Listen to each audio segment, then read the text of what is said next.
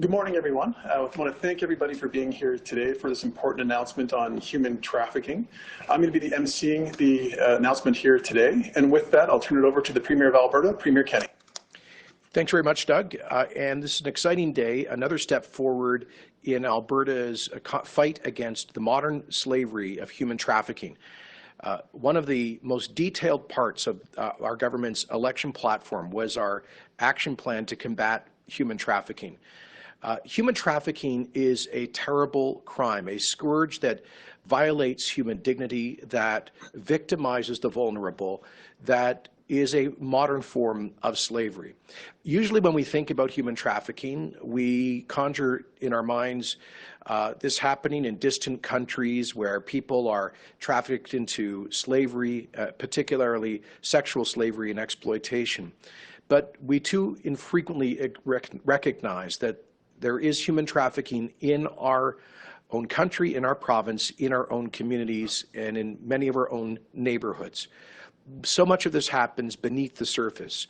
And our Alberta's action plan to combat human trafficking is designed to raise awareness so that we can help to protect the vulnerable from various forms of slavery and exploitation.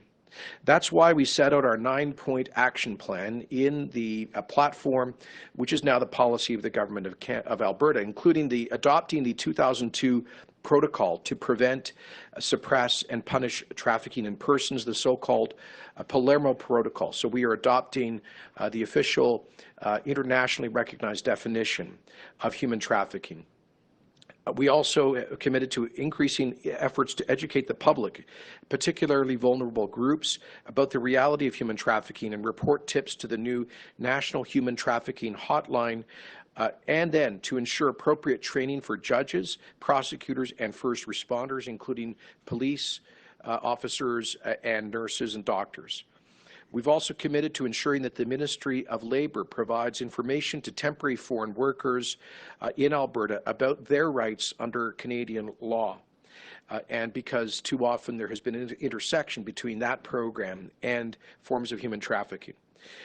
We are committed to working with community groups, other provinces, and the Government of Canada to collect and share better data on human trafficking and to ensure coordinated action as part of the National Action Plan to combat human trafficking. And then we have committed to naming and shaming traffickers by publishing the names of businesses found to have knowingly facilitated human trafficking, and to lobby the federal government to strengthen penalties against human traffickers by bringing Bill C-452 into force. That was a private member's bill passed in the last Parliament that has never been proclaimed into law that adds additional penalties on human traffickers. And finally, we committed to introducing legislation to establish a process for restraining orders for civil torts and to proclaim a Human Trafficking Awareness Day. And I'm pleased to report that that bill became law here in Alberta 2 weeks ago. Finally, we committed to creating a provincial human trafficking task force, which will bring together representatives of relevant ministries, agencies, police services, and community groups to share information and coordinate action on an ongoing basis. And that's what we are launching here today. I'm very proud to announce that Alberta music star Paul Brandt has agreed to chair the Alberta Human Trafficking Task Force. Paul has spent years leading the fight against human trafficking both here across Canada and has been involved in anti-human trafficking efforts internationally. I want to thank Paul for his heart for the vulnerable and the way he's demonstrated that through so many practical ways, and for agreeing to step up as chair to bring special profile to this broad community effort to combat modern slavery. I want to thank all of the members of the task force who are agreeing to step up. This is a matter that's close to my own heart. Over 20 years ago, as a federal member of parliament, I attended an international meeting of parliamentarians focused on combating human trafficking, and I took that passion as Minister of Immigration to help develop the National Action Plan to combat human trafficking, which amongst other things provided ministerial permits to folks who were here on as foreign nationals on study permits or work permits so that they could leave their exploitation without jeopardizing their immigration status in Canada. We also provided for medical treatment for foreign nationals who are victims of that kind of trafficking. So as I say, much of this work is about raising public awareness, and that's one of the things that the task force being chaired by Paul is going to be able to do. He has helped to found Not in My City, which is a leading advocate for victims of human trafficking in Canada and around the world. And I very much look forward to the work that will be led by the task force and the recommendations that they will be making about how Alberta can be a truly national leader in the fight against modern slavery. So with that, Doug, back to you, and look forward to taking questions when all of our speakers have completed their remarks. Thank you, Premier. And again, thank you for the honor of helping pull together this task force. It's an absolute pleasure to introduce Paul Brandt today as our chair. And again, human trafficking is a dehumanizing and predatory crime that violates a person's most basic human rights and dignity. Traffickers prey upon people of all ages, ethnicities, and genders. They coerce their victims into providing labor or sexual services against their will. Traffickers often use violence against the survivor and their loved ones to trap them in this cycle. I'm proud that our government is committed to eradicating human trafficking and building a province where people are safe in their communities and understand that this is something that can happen anywhere, and raising profile around this issue. As the Premier said, the Human Trafficking Task Force is a key component of the government's 9-point plan to tackle human trafficking in our province. The task force is comprised of stakeholders and individuals who are experts in this area. We are confident we have the right people with the right skills and experience to help combat this crime. We'll waste no time in getting this important work started. The task force will be holding its first 2 meetings this week. And over the coming months, they will provide our ministry and our government with advice on steps to go forward. And we're looking forward to seeing their good work done here in the province of Alberta. We look forward to working with the task force, and really it is truly my honor and privilege today to introduce our chair, Paul Brandt. Thank you, Premier Kenney, Minister Schweitzer, and special guests. It's an honor to have been asked to serve as chair for the Alberta Human Trafficking Task Force, and I'm pleased to accept this responsibility. The task force will begin its work together tomorrow morning. We have an incredible group of people, incredibly dedicated and accomplished people who will be joining us. Heather Forsyth, former Solicitor General and former Minister of Children's Services. Dale McPhee, Chief of Police, Edmonton Police Services. Jan Fox, Executive Director of REACH Edmonton. Douglas Reddy, Director, Backwoods Energy, and former RCMP Director General. Patricia Vargas, Director of Catholic Social Services. And Tyler White, CEO, Siksika Health Services. But today is about much more than an announcement. The launch of this task force acknowledges and elevates the true value of life of every human trafficking victim. Traffickers measure the worth of another by dollars and cents without thought or concern for an individual's dignity, safety, or life. Today, we're standing up and saying that we will not tolerate human trafficking in Alberta.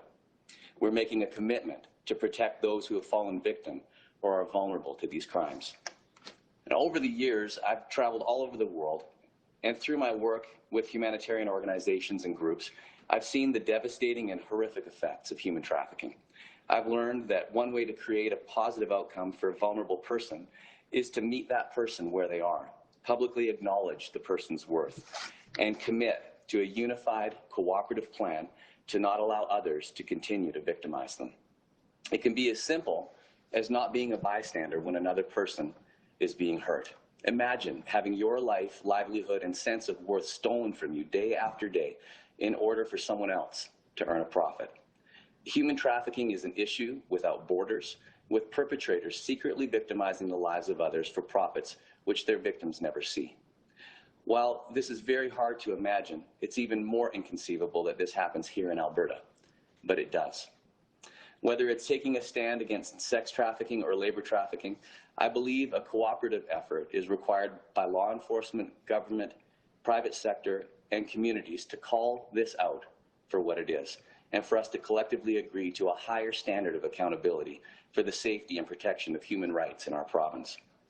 Learning about the atrocities of human trafficking motivated me to do something about it. As a father, a husband, and someone with a voice, doing nothing was simply not an option. I founded Not in My City, an organization committed to disrupting human trafficking by creating awareness, creating a platform for collective action, and mobilizing communities. Through this work, I've had the opportunity to meet with survivors of human trafficking right here in Alberta. I've learned their names and listened to their stories. When we stand up for victims of human trafficking and sexual exploitation, we give them a voice and share their true worth. The youngest victim I met here in Alberta was 7 years old when she was first trafficked. She's Canadian, as are 93% of trafficking victims in Canada. She was trafficked by her own father, forced into a life of abuse and drugs, causing severe physical and emotional damage. Police services have confirmed to me time and again that trafficking and exploitation victims are some of the most traumatized individuals they deal with in their work. And yet, I've seen that there's hope. I've spoken with former trafficking victims who are now assisting others to exit and escape, and watched as their confidence, dignity, and sense of self-worth has been restored. The need is great. The stakes are high, but there is hope if we act now. Human trafficking is a difficult subject, but it's one that we must confront. And indecision is not a viable option. It's never been a part of the character of the spirit of Alberta. Our work starts now, and we're poised to assist anyone who falls victim to trafficking. This task force is an important step to ensure this practice does not gain a foothold in Alberta, and that victims and survivors receive the support and empowerment that they need. I'm looking forward with this outstanding group of individuals to work on this task force. They've all committed to take action, and by signing on, they're helping to reveal the value and potential of every trafficking victim. For fellow Albertans, by supporting our work and message as an ally through social media, and by engaging in this conversation and educating yourself on the issue, you are standing up for trafficking victims as well. You're doing the same. I look forward to continuing to raise awareness as we position Alberta as a place that does not tolerate human trafficking, and not now, not ever. Thank you. Thank you, Paul. I'd like now to introduce Kate Quinn, the Executive Director for the Centre to End All Sexual Exploitation. Good morning, Premier Kenney, Minister Schweitzer, Paul Brandt, colleagues, and all those who are watching. I would like to express my thanks for the 9-point plan and the legislation that was passed 2 weeks ago. I think it's significant it was passed in Sexual Violence Awareness Month. I am glad that we can gather here in Edmonton on Treaty 6 territory, linked with people in Calgary and Treaty 7 in the south, and Treaty 8 in the north, sharing the land we call our wonderful province of Alberta. We all have compassion for those who have suffered the impact of human trafficking, whether through sexual exploitation, labor exploitation, or forced organ removal for profit. Our compassion embraces those who are trafficked within our province, across our provincial borders, and into Alberta from other countries. Our compassion embraces persons of all ages, all gender orientations, all heritages, and all Indigenous persons of this land. And compassion requires a commitment to action, as evidenced by the creation of this Human Trafficking Task Force. A task force is instrumental in compelling us to move forward on challenging and complex issues. I am confident the members of this task force understand the exploitation, suffering, and trauma caused by human trafficking. I know they are committed to engaging with and listening to those who have suffered, to stakeholders working with victims and survivors and working hard to educate Albertans, and to law enforcement who understand the coercive and profiteering dynamics of trafficking, organized crime, money laundering, and other elements. We are all keenly aware that we gathered during pandemic times. I am sad to say that human trafficking is still very present, along with child abuse, online exploitation, domestic violence, and sexual violence. These terrible threads are all connected when it comes to sex trafficking. As the pandemic began to affect us all in March, CEASE advocates were called upon by law enforcement to help find shelter for 3 young women escaping sex trafficking situations. We were able to do so quickly with the help of community and hotel partners. That intense work identified both gaps and pathways forward. We know more clearly now the resources and the mechanisms needed to create safety and provide support for the long journey of healing. We also need to confront some harsh realities and ask tough questions that are often easy to miss as we work so hard to put resources in place for those who are exploited. We need to ask, what drives the exploitation we name as human trafficking? What makes it easy for young men and young women to become traffickers, abusing their power over other young people? What systems make it easy for international traffickers to see Alberta as currently open for this exploitative type of business? Who are the Albertans creating the demand that entices traffickers to profit from the sale of sexual access to the bodies of children, young people, and women who speak little English? Do those Albertans know the trail of lifelong trauma their actions cause? What are the conditions that cause labor trafficking? And what do we need to know as consumers so that we are not part of the fuel for labor trafficking? Pandemics and task forces prompt us to pause, ask questions, listen, gather evidence, and imagine what we need to change, what no longer serves us as a society, and what we can improve. What policies, programs, and investments are needed to make significant positive impacts on the scourge of human trafficking in our province? I wish our task force members and the staff persons who support you, I wish you courage and strength, for you are touching deeply painful human experiences. I wish you all imagination, perseverance, and boundless energy. Your task will require all these and more, and the best of your wisdom, experience, and expertise. You are leading hopeful work, and we thank you.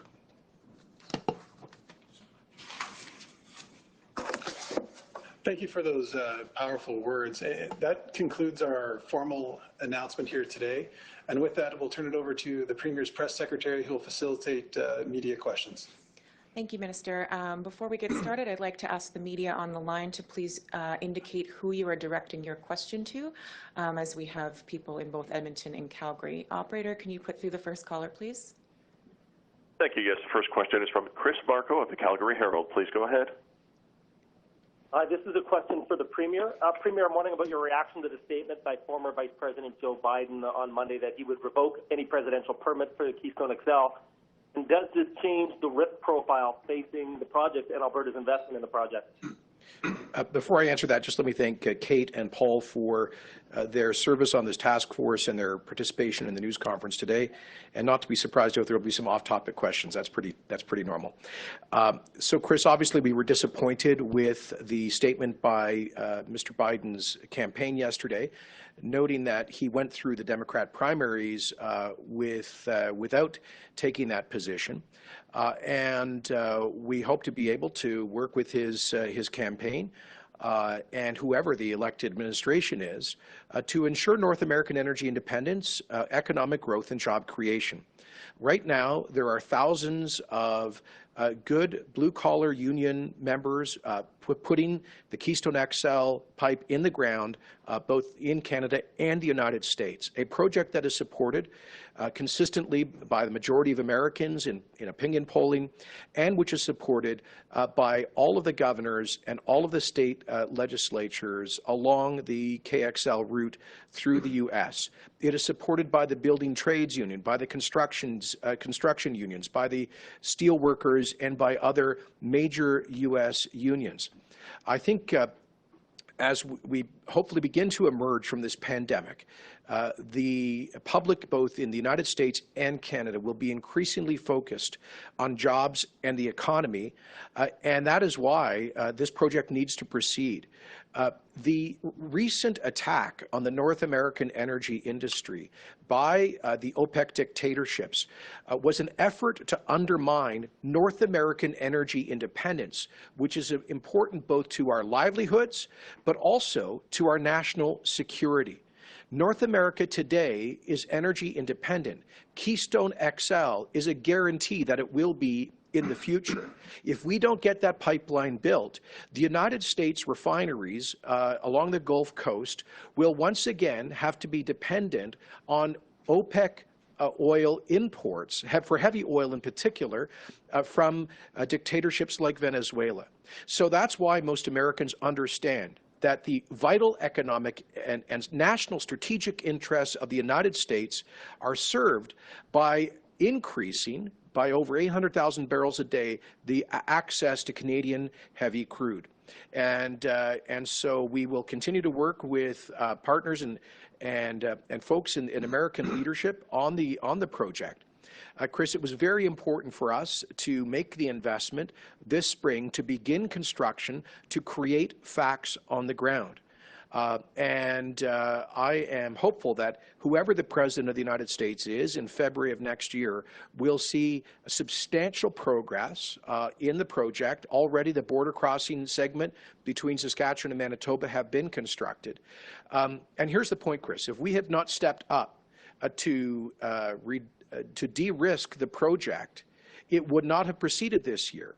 But by creating those facts on the ground, we believe it will be, it creates a reality to which any administration will have to respond to next year.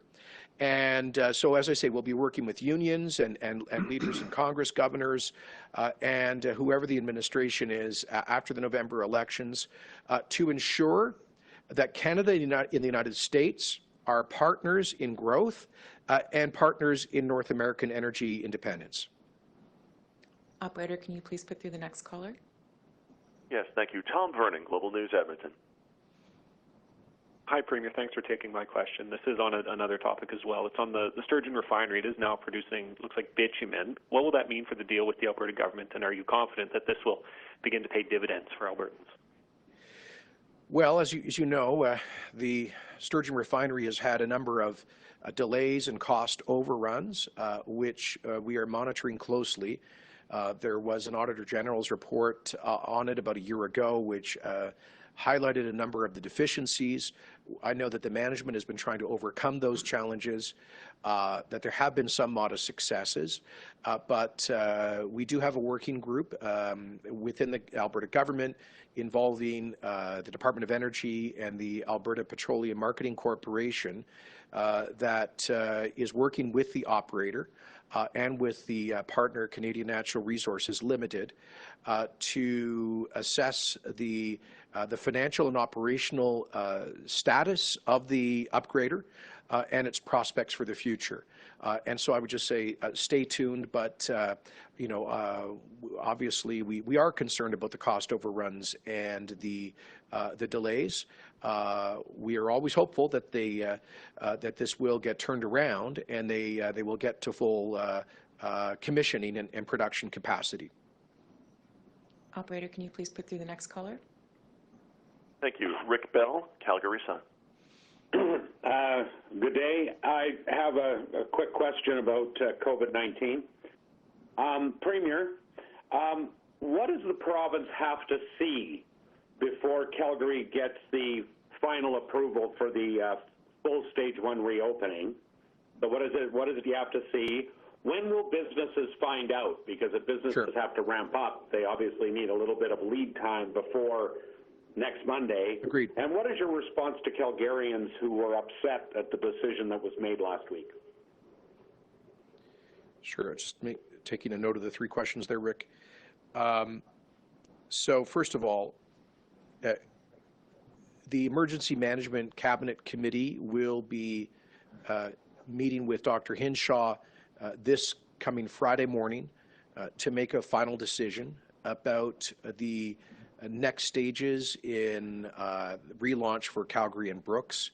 And I commit that we will make that decision public immediately following the meeting. So I hope that by noon by this time on Friday, we will be able to give a solid indication of the pace of relaunch in Calgary and Brooks. In terms of the criteria, Rick, what we'll be looking for, what our public health officials and our chief medical officer will be assessing, is whether there has been any significant increase in community transmission in Calgary, the sources of which they cannot identify, following this long weekend, in particular following the initial relaunch. Because as you know, we did proceed with reopening retail operations in Calgary and Brooks, as well as the rest of the province, and a number of other services. So what our public health people want to see is whether the first stage in the relaxation of public health measures in Calgary and Brooks has led to a significant increase in community spread or not. If they do not see a significant increase in cases that they cannot trace, then I fully expect a green light from the Chief Medical Officer to proceed with the timeline that we outlined last Wednesday. I very much regret that more notice was not given. I'll be honest with you, Rick, I was expecting us to be able to proceed province-wide based on the indications I had received and based on the direction of the data. But Dr. Hinshaw and her team came to us with this advice. And I think, Rick, it was based, I know that it was based in part on their analysis of the impact of initial reopening in other jurisdictions where they had seen, for example, in some places, a spike in infections following a reopening of retail businesses. And so given that Calgary and Brooks have 85% of the active cases across the province, given that there are a number of cases, new cases, the sources of which they cannot identify, the public health folks wanted to be very careful and proceed in stages so they could see the impact of each phase of reopening. And they wanted to see what the impact of opening retail would be. And then in the next phase, sit-down restaurants, and then eventually worship services on the, I believe, on the 1st of June, or the 4th of June, excuse me. So that's the 14 days. So they wanted to be able to measure the impact of each phase in the two communities where there is by far the greatest concern. I would absolutely have preferred to be able to give Calgarians and folks in Brooks more of a heads up. The reality is that we got this advice at the Emergency Management Cabinet Committee on late on Tuesday night. We had to work out the details on Wednesday morning and announce on Wednesday afternoon. So that's why I subsequently met with Dr. Hinshaw and said, look, we've got to make sure that doesn't happen again. If for any reason there's a recommendation from the public health authorities not to proceed, we've got to be able to give people an indication of that with enough lead time to plan. That's absolutely legitimate, and I understand why people are upset. As I've said before, I'm upset that we're into all of this. I'm upset that so many livelihoods and businesses have been so negatively affected. I'm upset that we've had the health impact, that lives have been lost, that so many people's lives have been turned upside down by all of this. But I can't allow emotions or frustration to get in the way of a prudent response based on the data and the best scientific expert advice that we can get. And that's how we've been governing ourselves and will continue to. Operator, can you please... Actually, if you don't mind, Christine, I just wanted to add a little more context because I see a lot of folks on Facebook and elsewhere say that, you know, we've got to stop shutting down the economy. So I just want to put this in perspective. The public health orders that Alberta put in place over the past 2 months suspended the operation of about 15% of businesses. So 85% of Alberta businesses continued to operate, obviously with additional hygiene rules in place, but they were able to continue operating. And I want to thank those businesses for having been so responsible in the way they conducted themselves. Dr. Hinshaw and I this morning met by telephone with the Business Council of Alberta, representing most of the province's major employers, and we thank them for all that they've done to keep their employees and our broader society safe. So, but 85% of businesses were allowed to continue operating under these public health orders, representing 88% of our provincial workforce and representing 96% of our provincial economy. Now, that's no solace, no comfort for the 15% of businesses, like restaurants and hair salons, that have been affected by these orders. I'm not trying to minimize that. But this was not a shutdown. Now, let's be clear. Everywhere in the world, every jurisdiction, every country, province, and state have taken unprecedented measures to stop the spread and to save lives. They've taken those measures within a spectrum. And if Sweden is on one side of the spectrum, by the way, there's a notion out there that Sweden did nothing. In fact, they canceled high school and university classes. They limited public gatherings to 50 people and took a number of other measures.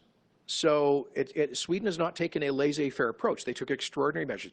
You can go all the way to the other end of the spectrum.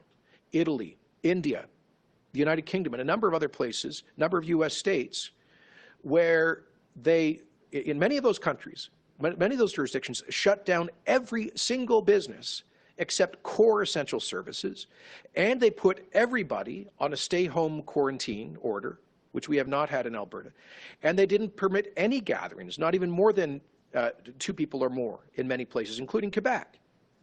So there is a spectrum. Now, my layman's way of explaining this is to say, if Sweden, in terms of stringency of public health orders, if Sweden is a 1 and Italy is a 10, we're probably like a 3. That is to say, we've taken a much lighter touch to the public health measures than the vast majority of jurisdictions around the world, with very good results. And we continue to have the lowest per capita level of hospitalizations and ICU admissions and deaths related to COVID-19 amongst the large Canadian provinces, and well below the global average. So that is a testament to the responsibility of Albertans who, while keeping 85% of the economy open, have conducted themselves with great responsibility. Operator, can you please put through the next caller? Yes, thank you. The next caller is Kelly Kreiderman, Globe and Mail. Hi there, and thank you for taking my off-topic question. This question is for the Premier as well. I'm wondering, on the news with Joe Biden and Keystone XL that came out yesterday, whether there is an obligation now to explain to Albertans more about the financial risks that the Alberta government has taken on. We know the $1.1 billion US was to go to construction costs this year. In terms of the loan guarantees, have any of those been put into use, and is that money at risk if the project is canceled early next year by a Democratic president? The answer is no. And first of all, I'll remind you that when we made this decision, Vice President Biden had not taken this position, but we made this strategic investment exactly because that there was obviously political risk. And the markets were not prepared to finance on a conventional basis a project with that kind of risk. Quite frankly, the risk that has existed around every pipeline project in North America over the past several years. So much like the federal government stepped in to de-risk the Trans Mountain project after Kinder Morgan gave up because of political and legal uncertainty, we, as a province, decided that it was in our vital economic interest to step forward and ensure that construction began this year, creating facts on the ground. And we believe that this was the right call.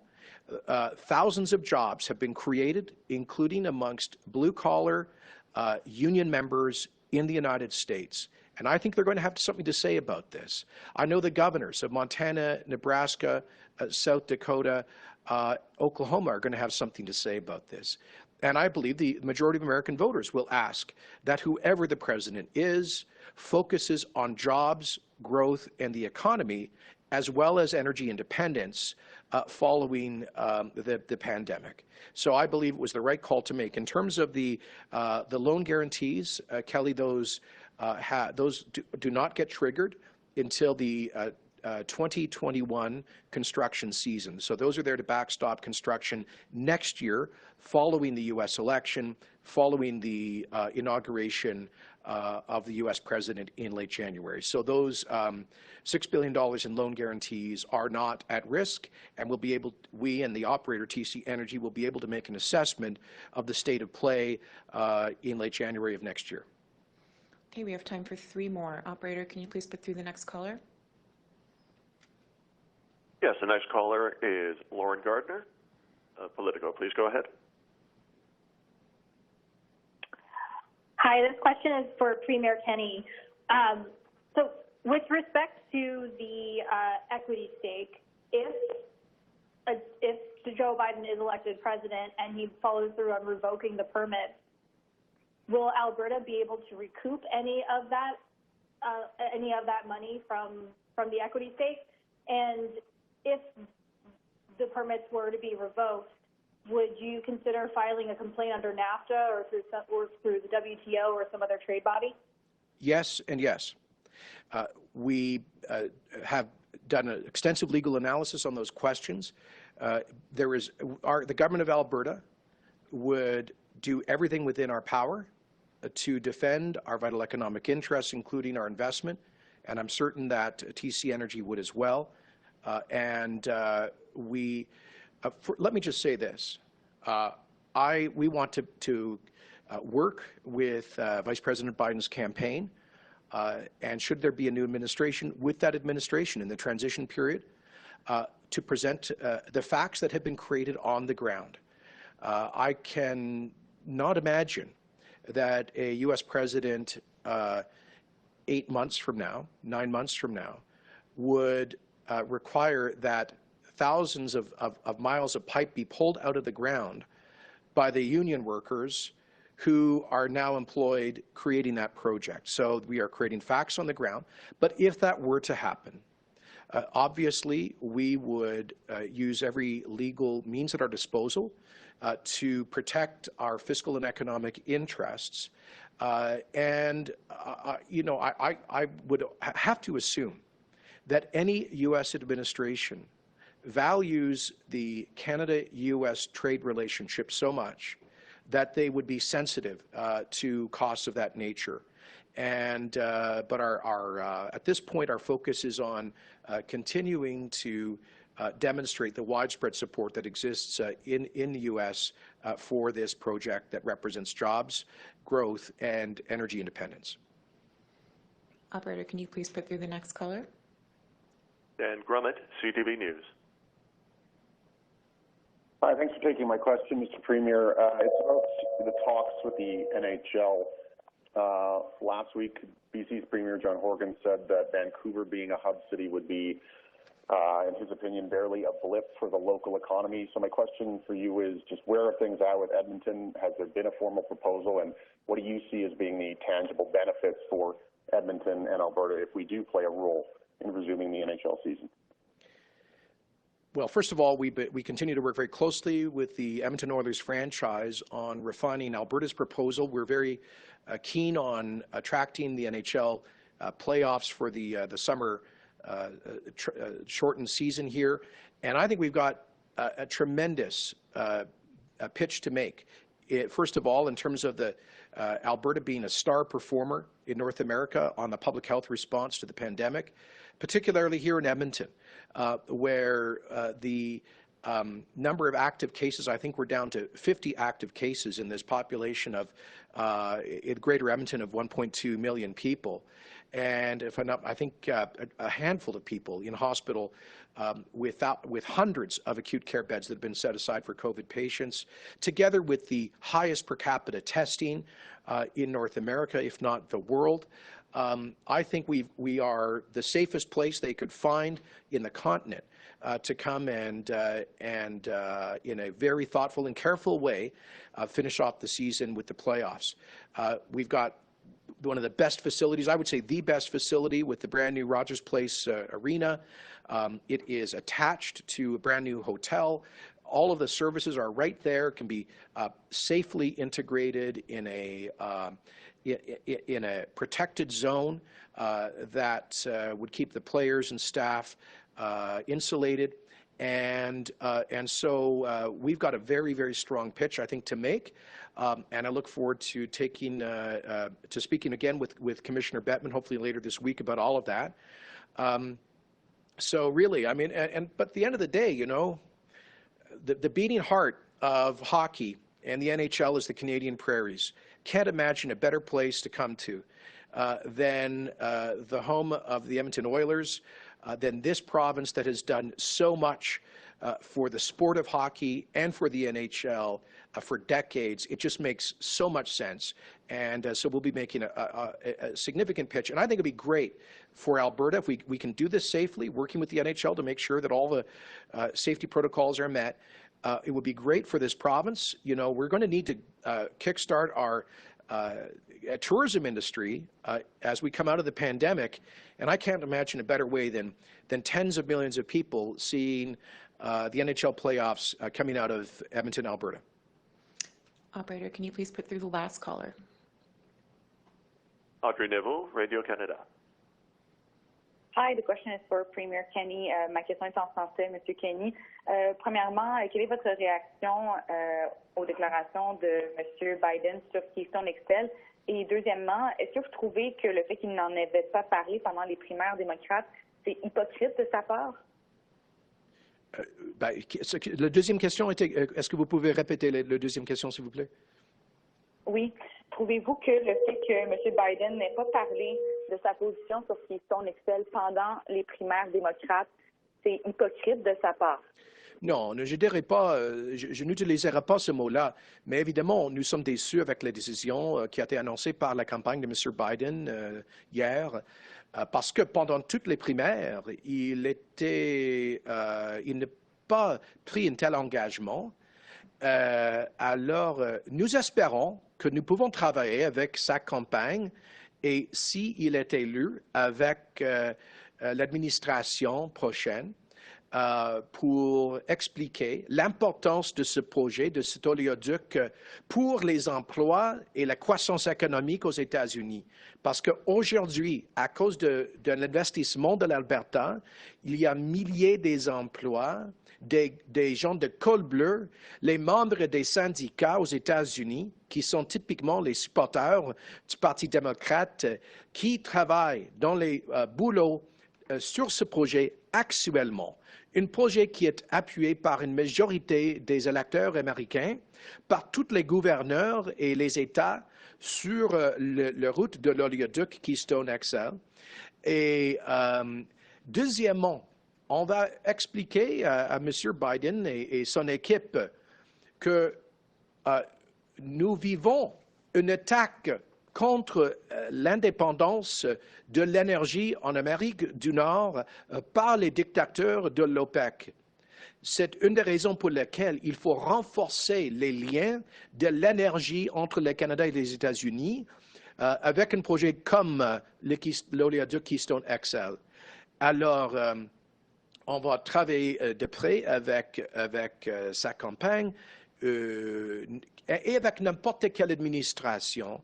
Mais deuxièmement, il faut dire que si une décision est prise par un gouvernement à l'avenir aux États-Unis d'annuler les permis, on va défendre l'investissement des Albertains et je crois que ça serait une décision qui nuira à les relations bilatérales importantes entre le Canada et les États-Unis. Mais je crois que M. Biden est un homme raisonnable et je sais que les Américains seront axés sur la croissance économique, les emplois et l'indépendance énergétique. C'est la raison pour laquelle je reste optimiste que nous pouvons travailler ensemble à la suite des élections. All right, thank you very much, everyone. And I'm sorry again to Kate and Paul that there weren't questions on point, but I am confident that there will be coverage about today's important announcement. I want to thank them for stepping up to do this very important work during challenging times. Thank you.